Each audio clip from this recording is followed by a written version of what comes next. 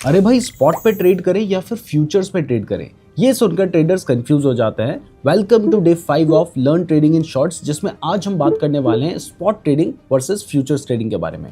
सबसे पहले spot trading की बात करें तो स्पॉट का मतलब होता है, अगर हम क्रिप्टो का एग्जांपल ले लें तो आप यहाँ पर डायरेक्टली क्रिप्टो को बाय एंड सेल करते हैं।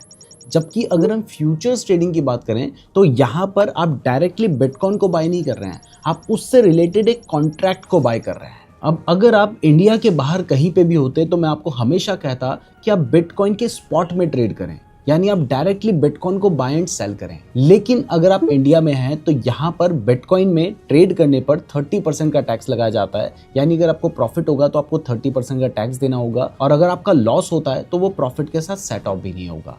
लेकिन अगर आप क्रिप्टो के फ्यूचर्स में ट्रेड करते हैं, अब यहाँ पर आप डायरेक्टली क्रिप्टो को बाय एंड सेल नहीं कर रहे हैं, आप क्रिप्टो के फ्यूचर्स को बाय एंड सेल कर रहे हैं, जो कि बेसिकली एक कॉन्ट्रैक्ट है, यानी आप एक कॉन्ट्रैक्ट को बाय एंड सेल कर रहे हैं। तो इस जगह पर जो 30% वाला टैक्स है वो एप्लीकेबल नहीं होता है। तो इसलिए इंडिया में अगर आप क्रिप्टो में ट्रेड करना चाहते हैं तो फिर फ्यूचर्स ट्रेडिंग एक बेटर ऑप्शन निकल कर आता है। दूसरा, क्रिप्टो में सबसे खास बात यह है कि यहाँ पर जो फ्यूचर्स कॉन्ट्रैक्ट होते हैं ये परपेचुअल कॉन्ट्रैक्ट होते हैं, यानी बिल्कुल इनकी जो प्राइस होती है वो एग्जैक्टली अगर बिटकॉइन का कॉन्ट्रैक्ट है तो बिटकॉइन के जितनी ही होगी। तो इस वजह से जो भी प्राइस में मूवमेंट रहता है वो बिल्कुल सेम रहता है, और फ्यूचर्स ट्रेडिंग में आपको लेवरेज भी ज़्यादा मिलता है। स्पेशली डेल्टा एक्सचेंज में 200 गुने तक का लेवरेज मिल जाता है। तो अगर आप डेल्टा एक्सचेंज में अकाउंट ओपन करना चाहते हैं तो आपको हमारी प्रोफाइल में एक लिंक दिखाई दे रहा होगा, वहां से आप ओपन कर सकते हैं। बाकी फ्यूचर्स ट्रेडिंग के बारे में हमने नेक्स्ट वीडियो में डिटेल में बताया है, आप यहाँ पर क्लिक करके देख सकते हैं। साथ ही नीरज जोशी को सब्सक्राइब भी जरूर कर लीजिएगा।